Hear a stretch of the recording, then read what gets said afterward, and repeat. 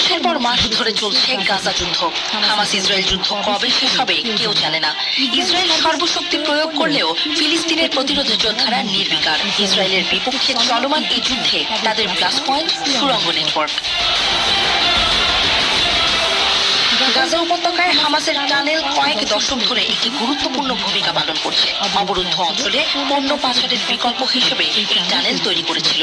খাদ্য, পশু পাখি, এমনকি কেএফসির ফাস্ট ফুডের মতো জিনিসও পাচার হয়ে গাজা উপত্যকায় পৌঁছাতো।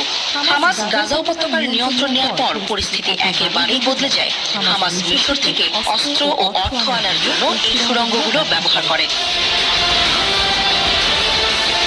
ইসরায়েল অনেক অর্থ ও সামরিক শক্তি ব্যয় করে হামাসকে থামানোর আপ্রাণ চেষ্টা করেছে, কিন্তু তারা সফল হতে পারেনি, কারণ টানেলগুলো গভীরতর হচ্ছে। হামাস এবং ইসরায়েলের মাঝে ঈদ